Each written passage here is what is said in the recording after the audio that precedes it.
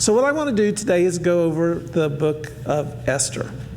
And on this first page, I sort of got like the main players. So depending on which Bible you read, I have one that calls the king, well, I pronounce it Xerxes. I really don't have a clue whether that's right or not. And the other one pronouncing Ahasuerus. So I don't know which version you got, but those are the two names that I see most often. And I don't know why there's a difference. Someone translated it one way, someone translated another. The queen at the beginning of the story, I've always pronounced her name Vashti. Now the thing you need to remember about her, she is supposed to be like unbelievably beautiful queen. I mean, think of the most gorgeous woman you've ever seen in your whole entire life, and that's what Vashti is. Mordecai, I always try to make Mordecai Esther's uncle for some reason. But Esther's mom and dad died. We don't really know how, but they've passed away. And so Mordecai, her cousin, is taking care of her. And then Esther, in the Bibles I read, she has two names too. At the beginning, they call her Hadassah. Again, we'll say that's the way we pronounce it. But then throughout the rest of the book, her name is Esther. Now, Haman is kind of like the foil for Esther in this, ends up being the bad guy, if you've read the story. And those are the main characters. So, kind of set the scene here. The king is wanting everybody to know how wealthy he is, how affluent he is, how much stuff he's got. And so he throws a big party. But the Bible I have says it lasted like 6 months. Now, I don't know about you guys. I've gone to some parties that I thought were a little long, but 6 months seems really long. So he has this really long party. And one of the things it talks about is that, and so it's a men only, because they wouldn't let any women come. So it's a men only, and the drink is flowing. So after like another 7 days of this party going on, the king invites Vashti to come to the party. And she knows what's been going on. And she says, you know what? I'm not coming. It's not a good deal. I don't want to go. Sorry, you guys have been there a week. You've all been drinking. I am not interested in. Well, when the king invited you, you were supposed to come. So then I quoted experts here. So the king's boys, I mean, that's what they were, his guys, they're going, well, you can't let that happen, because the next thing you know, we'll be telling our wives to do something, and they'll go, no. Now, I don't know about you guys, but sometimes when I'm asking Benita to do something, or I want to do something, I have heard no before. And I didn't replace her with a different model, because that's just not the way it works in life now. But the experts recommend that the king start this process of getting a new queen. Now, invited isn't really the right word for Vashti. She was just told to come, but she says no. So they start this process of getting a new queen. And Mordecai goes to Esther and says, hey, you're really a beautiful young girl. He says, I think that this is a position that you can take. Now, one of the things I hope you noticed is that this whole getting the queen lined up and getting her the beauty treatments, it lasts a year. I mean, there was 6 months of one thing and 6 months of another, so it's a whole year process. And so Mordecai gets her in the running. Now, Mordecai and Esther are Jewish. But one of the things that Mordecai tells her is under no circumstances are you to tell anybody you're Jewish. That is just going to be a secret that we're going to keep between ourselves. No matter what, don't share that with anyone. So, good news, Esther wins the lottery. She becomes the new queen. She is really excited. Mordecai's, got her in there. Now, Mordecai is, because he's still a cousin and, mom and dad aren't around, he's still worried about her. And so every day, Mordecai is hanging around the king's gate, making sure that everything's okay with Esther. And one day, Mordecai hears 2 of the king's guards talking about assassinating the king. And so Mordecai says, well, I need to tell the king. Well, you just don't get to see the king. I mean, you have to do something. So he tells Esther, hey, these 2 guys in the king's guard are going to try to assassinate the king. You need to warn him. So Esther goes to the king and says, I heard from my cousin Mordecai that these two guards are going to try to assassinate you. There's some kind of investigation that turns out to be true. They end up hanging them in my Bible. That's what it says their outcome is. But one of the things, and I didn't put it up here, is they have some kind of an official book. Didn't put it on their laptop, didn't put it on their computer, but they have this official book, and they write in here that Mordecai saves the king. That he told of this assassination attempt, and now the king is saved. So, and nothing really happened. I mean, that's just the end of that kind of part of the story. Now we end up adding, I call him Haman, into the story. Somehow or another, Haman has become like this vice president for our time, but he's like the second guy in charge. He's the king's right-hand man. Anything the king wants done or needs done, he kind of goes through Haman. So Haman is not the king, but he is number 2. And he is really important. And so at that time, so now if the President of the United States walks into the room, we're all supposed to stand. I mean, that's the appropriate protocol. Whether you like the president or you don't like the president for the office, you would stand. Well, at Mordecai's position in the kingdom, when Mordecai walks through, everyone's supposed to bow down on a knee in front of him. And so he walks out of the castle and everybody bows down except Mordecai. He just won't do it. Just refuses. And so this doesn't like happen once. Every time Haman's leaving the castle, the kingdom, Mordecai is not going to honor him the way he's supposed to. So Haman finds out that Mordecai is Jewish. And so instead of just punishing Mordecai, he decides that he wants to punish all the Jews. And not just the Jews in the city, but the Jews in the whole kingdom. And whatever the kingdom was in the whole entire kingdom. Well, just like when we read, when the Jews want to have Jesus killed, they were not allowed to do it. Only the Roman emperor could allow that to be done. In this case, Haman doesn't have any direct power. His power all has to go through the king. And so he comes back to the king and he says, you know what, there's this guy and he bothers me because he doesn't respect me the way he should. And in fact, he's Jewish and I want to punish all of the Jews. And he said, you know what, I'll just give you some money for it. There's silver thrown into the deal. And he said, I'll just give you money for it. If you'll just give me permission to kill all the Jews, we'll get this done. And so I have a hard time following whether the king, he kind of acts like he doesn't accept the money, but maybe he sort of did under the table. It's kind of hard to tell.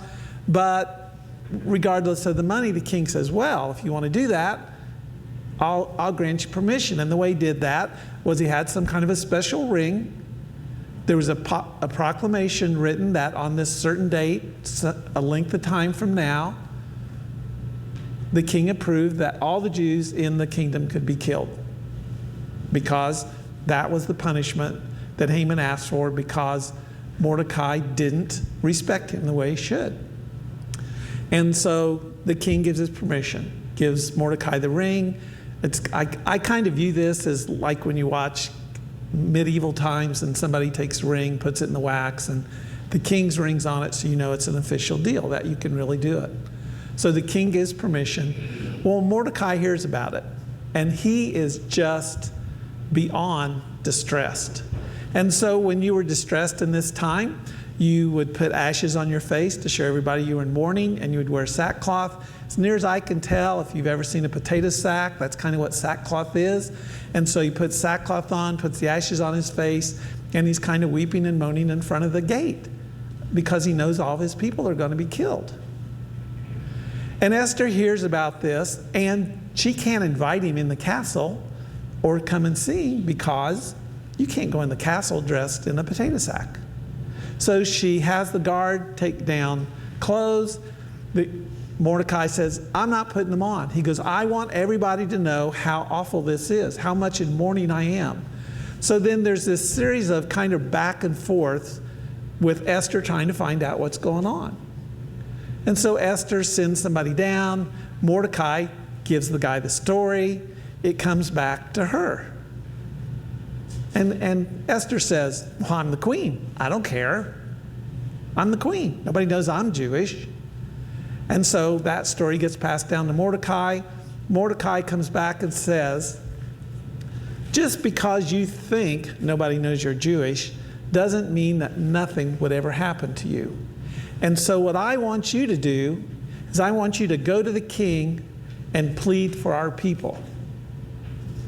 And Esther sends back a note, says, yeah, I'm not doing that. And the reason is because you didn't just go see the king. You only went to see the king when the king asked for you to come. And if you showed up unannounced, uninvited, and said, hey, I'm here to talk to you today, and he said, nope, you weren't invited, I didn't want to see you, it was an off with your head thing. And so there, she has a real quandary. Nobody knows she's Jewish. If she goes to the king and nothing happens, and king's not in the mood to see her, then her penalty for this is death. So they go back and forth. See what I put on the next slide. Okay. So Esther tells her the penalty, and Mordecai says, you're going to have to just do this anyway, no matter what. And again, just because you think nobody knows you're Jewish doesn't mean nobody knows you're Jewish. So what Esther does is she says, okay, Mordecai, would you please get all your friends and all of our Jewish family and ask them to fast and pray for me. And she gets her court and she fasts and prays in the kingdom because she's worried about going to see the king, because she doesn't want to die. And so they do that. And so Esther has to come in to where the king is, and she doesn't know what's going to happen. She's afraid. And it's okay to be afraid because there's a penalty if this doesn't go well. So she comes in and the king says, oh, I am so glad to see you. Come on in. I would do anything for you. I would even give you up to half of my kingdom. Half of the kingdom. And he's been showing everybody how much stuff he had for 6 months, so he must have a lot. That's kind of the assumption here. So the question I always wonder is, as soon as he invited me in, I'd be asking the question. I'd be saying, hey, here's what I'm here for. I want to save people. I want to save my Jewish family. But she doesn't do that. She says, you know what I'd like to do? I'd like to invite you, the king, and Haman, your number 2 guy, to a wonderful dinner that I'm going to make for you and have, well, she isn't really going to make it, let's be serious. For a wonderful dinner I'm going to have for you the next night. And the king says, well, we'd love to come. And Haman, who, has got a big head already, he's gone, I am the only one of 2 people that get invited to the party thrown by the queen. It's the king and me and the party. That's it. And so he walks out. You can just picture him. He's walking out of the kingdom. His head is like touching the ceiling. It's as big as this whole room because he is the man. He knows he's not the king, but he's the man except for that. And as he walks by, there's Mordecai in a potato sack and ashes, still not kneeling down and wailing about the misery that's coming on his people. And that is like the end for Mordecai. He just can't wait to kill Mordecai with all the other Jews. He wants him dead now, instantaneously, because he has just been offended for the last time. And so he has some friends that build a gallows. Now, if you kind of work through the numbers, as near as I can tell, the gallows are 75 feet tall. So, he's built this 7.5-story gallows. And the next day when he goes back to the king, he's going to ask the king, because remember, he can't do anything on his own. He's going to ask the king if he can put an end to Mordecai. Now, I don't know about you guys, but sometimes I don't sleep all through the night. I think it's because I'm old. Could be. And so the king, for whatever reason, that night, he is just not sleeping very well. He can't get to sleep. He's tossing and turning. You can kind of picture him. And he decides to go back and read this book of things that people have done. So he's flipping through the pages, and he finds this story of Mordecai. And he thought, you know what? I never did anything to thank him for saving my life. I've never done anything. And so it's morning now, and Haman walks into the room. And the king says, you know what, Haman? I've got this guy that I want to honor because he's just so important to me and he's done so much for me. And you can just see Haman's head getting bigger because he thinks he's talking about him. You can just see it. It's just getting bigger. It can't even fit in the church room anymore. It's just getting bigger by the instant. And he said, what do you think we ought to do to honor a guy like this? And so Haman's thinking, and he says, you know what? We could put on one of the robes that you've worn before, so everybody would know how important he is to you. And the king goes, well, that's a good idea. And he said, he probably should be on the best horse that you have, one that you've ridden before. And the king says, you know what? That's a really good idea too. And Haman says, you know what? The other thing I would do is I would put him on the horse in the robe, and then have someone leading through the whole kingdom saying, look what I do for the man who the king loves. And the king says, this is a great idea. It is just the perfect way to thank him for doing this. And then he looks at Haman and he says, here's what I want you to do. I want you to go outside, find Mordecai, do all that stuff, and then you lead him around on the horse throughout the kingdom. That is not what Haman had in mind, okay? And so Haman does what the king says. He goes out and gets him. They clean Mordecai up. They put the robe on him. They get him on the horse. You can just see Mordecai like leading him through town, his head down. Look what the king does for the guy who he loves, you know, because he thought it was going to be him. So he leads him through the whole town. They finally get back to the kingdom, and Haman goes home. And when he gets home, he's telling his wife and kids, he goes, I thought this was going to be the best day of my life. I was with the king. We were going to a party with the queen. And then he tells the story about what happened and how Mordecai, who he kind of views as his mortal enemy, he said, I'm leading him around town, telling him how great and wonderful he is, how the king loves him. And his wife looks at him and says, you know what, you just need to leave him alone. He said, God is with him. Doesn't use God's name, but God is with him. And you keep messing around with him, something bad's going to happen to you. This is not going to work out well for you. Let it go.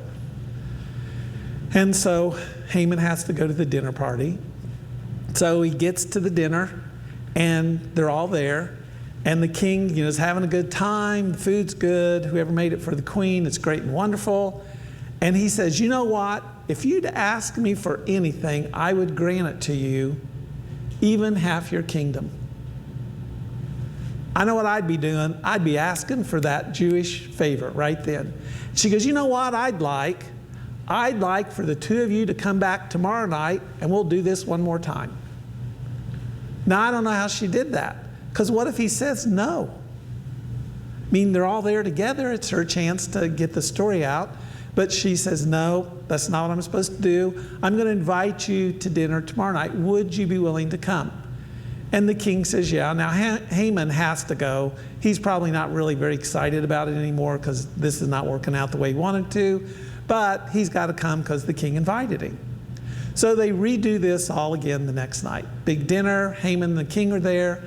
And the king's really impressed with everything again and says, hey, I would like, or the king says to her, I would do anything for you for all that you do for me. I would give you up to half my kingdom. And so Esther says, you know what? Somebody that you know wants to kill me and all my people. And if they just wanted to make us slaves, I would never say anything to you about it because you're the king and you can do whatever you want. But because they want to kill us all, I am asking that you spare us. And the king says, well, who would do that? Now, I don't really get this part of the story. He's the one that authorized it, right? He knows who did it. Haman came to him. He approved it. So unless he has a memory issue, he's like asking a question he already knows an answer to. But Esther says, well, it's Haman. My understanding is Haman asked you, and you said it was okay. And there's some money being involved. And the king says, oh, I can't believe that we're going to do this. Okay, you approved it. I don't know if you guys have ever worked for a boss that tells you one thing, and then later on they go, I don't know who did that. You did. That's what Esther's saying in a nice, polite way to the king. You're the one who approved all this. You're the only one who can change it. So, what can we do? The king leaves the room. Haman knows the end is near, that this is not going to work out well for him. It is not going to work out well for him. And so he kind of falls down on the queen. He's begging her to spare his life, because he knows now that's the only chance he's got. And so I've always kind of had a vision of like she's on like this little sofa thing, just sitting and waiting for the king to come back in. He's in front of her, just begging her to let him live. Well, the king walks in, sees Haman all over the queen, and says, okay, not only do you want to kill my wife because she's Jewish, but even in front of me in my own kingdom, you approach my wife in a way that's totally inappropriate because she's the queen. I'm the king. You're just the guy who works here. And Haman's going, oh, no, you misunderstood. And the king says, nope, we're done with you. And he says to his guards, is there any way that we can punish him right now? And he says, oh yeah, there's this gallows out there that's 75 feet tall that's built for somebody. We could just use it on Haman. And the king says, let's do it. And so they go out there, and Haman's hung on the gallows that he had built to kill Mordecai. So in like 48 hours, he went from being the man to he's swinging on the rope on the gallows that he had built to have Mordecai killed. And it just changed that quickly. And so that's the end of Haman. Well, it's not only the end of Haman, but it's also the end of Haman's family. And, see if I put this in here, if I'm just, we'll go back. And so Haman's property, which he's apparently very wealthy, is divided up and given to Mordecai and his family. And so I have a hard time in the Old Testament when so many people get killed. I just don't get that violence part of it. And so I was reading again this morning to see if it made any more sense to me. And so I have the hard time with the end of this story, where the Jewish people are given permission to go out, and those people that were going to harm them, they have the opportunity to kill first, basically. So one number in my Bible says 500, which in a battle then, that would have been a lot of people, but then later on it says 75,000. And so the editor and author of my Bible says they believe that to be exaggerated. It's just trying to show how many people would have been anti-Semitic at that time, that there would have been that much hate towards the Jewish people for whatever reason. And so, but that last like chapter and a half in the story, and that's kind of an Old Testament problem I have with the violence you see. But so there's three things that I think are really important in the book of Esther for us to learn. So I threw out there that Haman's wife says, God's against you. Now, God is never mentioned in the book. I mean, God is never mentioned. But I think a lot of times, just like in this book as we're reading, and as we do things in our own lives, we can see where God intervened, did something in a way to get us to where we were supposed to be, to make things the way they were supposed to be. So the first thing I want to talk about is prayer. So when Mordecai asked Esther to go to the king, there were some things they didn't do. They didn't set up a committee to decide the best way to do it, just pointing that out. They didn't have a They didn't have the boys come together to decide how to do it. What they did was they went to the Lord and they went to God and prayed. And she prayed and fasted. And what she was really praying for was not the strength to go to the king. Doesn't say this. This is Ed's interpretation. She doesn't pray for the strength to go to the king. She prays for what's the right thing to do. And it was like over 3 days that they do this. And at the end, it gives her the strength to go to the king and ask to sing.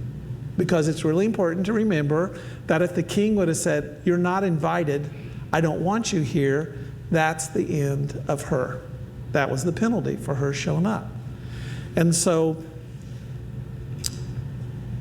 often, especially in this time that we've got right now, of people being afraid of being sick from the virus, being around people, one of the things I talked about over the last couple of months a lot was it's okay to be safe, it's okay to take appropriate precautions, but don't be afraid. You can always go to the Lord in prayer. Even those people that are in nursing homes or have had losses, they are not really alone. The Lord is always with them. And so when we get in a position that we think we have a big decision to make, I would suggest, just like Esther did, that you go to prayer first to decide what God wants you to do. And sometimes that's not like a 2-minute prayer. And sometimes it doesn't happen over a day. But you have to think about it and let God work in you to get you to do what you want to do. The other thing is, in this back and forth between Mordecai and Esther, when Esther's saying, "Hey, nobody knows I'm Jewish, I'm okay," what Mordecai really says to her, "You don't know that you're okay. You don't know that people are going to find out you're Jewish."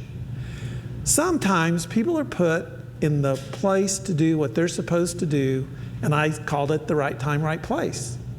And Mordecai's basically telling Esther, "Hey, you got to be queen somehow. And you have this one opportunity to save your whole family and your whole heritage of Jewish, your whole Jewish heritage. And you are in that place right now at the right time to do that." And Esther's really saying, "Yeah, but I'm trying to protect myself here." And then that third point is, well, Mordecai says, just because you don't do it doesn't mean God won't find somebody else to do it. But it doesn't mean that you might lose your life because they find out you're Jewish before the next right person is put in the right place at the right time.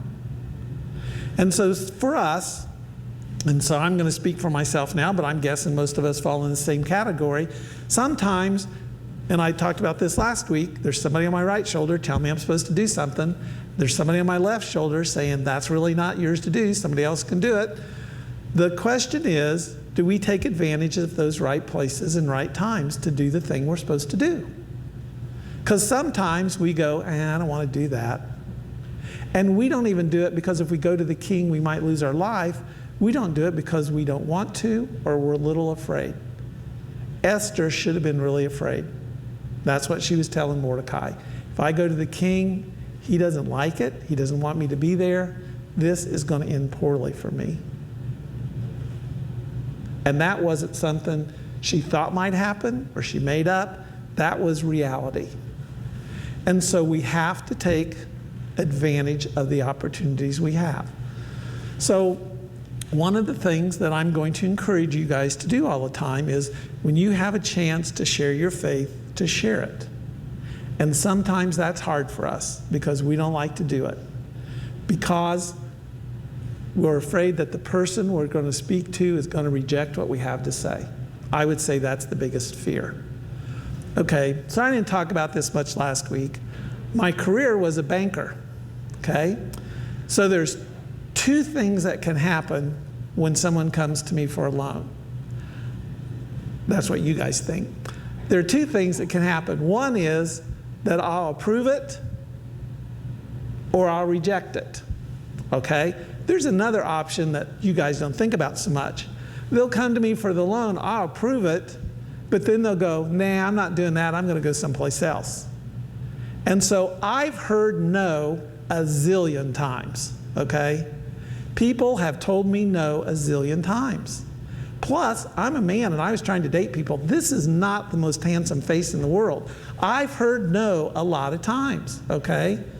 Now, I don't know how I talked Benita into marrying me, but I chased her for a long time, and she will tell you that's true. And so, but I wore her down. That's really what I think happened. And so it's okay if somebody tells you no, because there's a couple things that's going on. One is it was no then. No is not no forever. No is no then. And I might not have been the right person at the right time, right place.